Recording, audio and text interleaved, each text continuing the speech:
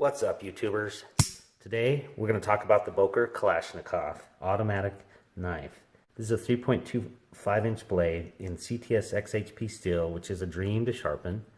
It holds a great edge, is stainless and reasonably tough. This particular knife is a fantastic automatic. I weighed it in at 3.6 ounces, they say 3.7. Mine I got on sale for $59, which they actually have them if you happen to get it right now. And sometimes when they'll have brand sales for Boker. But it normally sells for $69. Still a very fair price, I think, on this one. Let's talk about some comparisons here. I think probably the closest thing for me was really its kind of cousin, the Boker Strike. And then if you kind of step up a little bit in craftsmanship and materials, you get the ProTech TR3. This particular one is the Smoky Mountain Knife Works grayed out edition. So those would be kind of some automatic comparisons in terms of maybe function, utility, and so forth that you might get out of this.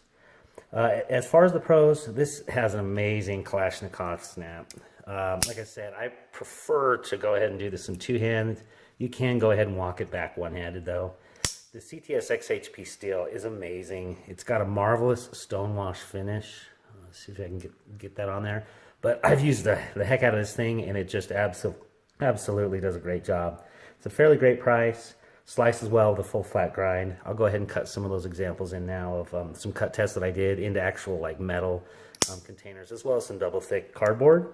To test out this Boker Kalashnikov and the CTS-XHP steel, we're going to go ahead and cut through these double thick wide Costco boxes. These require a lot of comfort and then also a fairly great edge. And I'm going to give it a try. And you'll notice that even through double layered cardboard, these just absolutely cut through like butter.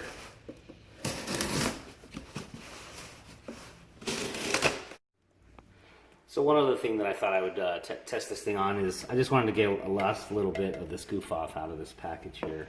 And so I said, you know, I really couldn't get it through that top nozzle, so I went ahead and just tried to cut right into there with this blade, and it had no problems at all. It did not deflect. It has a fairly functional deep carry pocket clip in terms of it really gets you kind of up there. But I will say that when this goes in your pocket, and we'll talk about that in a second, this jimping really kind of beats up on you.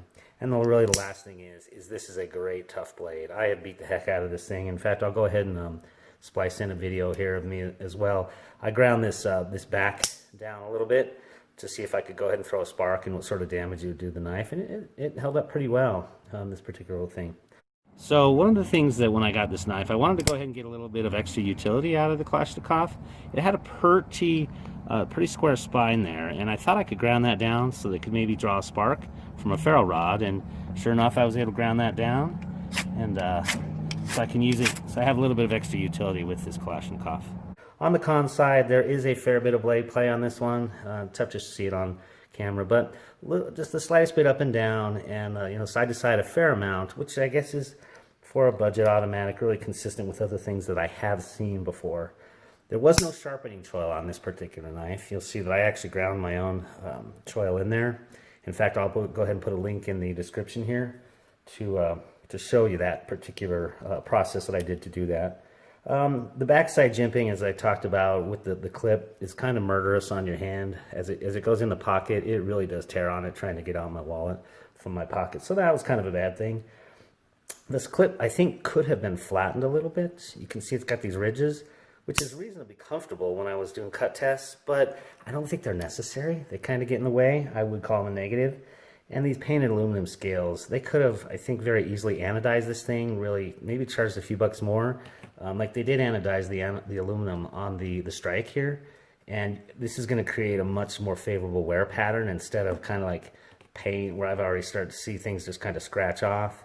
So that's kind of a weak thing. And the last thing I would say is the stop pin on this is quite small. In fact, let me go ahead and pull up the strike here, see if we can get those side by side. You can see that the stop pin on this one is much beefier. So in terms of long-term use, I'm expecting maybe something on that one, maybe some bend or some give on that one. Not sure, but I would consider that kind of a weakness. On the whole, I would say for a $70 automatic budget, it's got that awesome snap that the Kalashnikov really is known for. Is fantastic for that. I think it is a good value on the whole. Very functional and utility capable. If you can carry a 3.25 inch automatic blade in your area, I think it would be it's very useful. So in that sense, I'd say yeah, overall, I would definitely recommend this knife. And hope you enjoyed this video. If you did, go ahead and like and subscribe, and have a great rest of your day. Bye.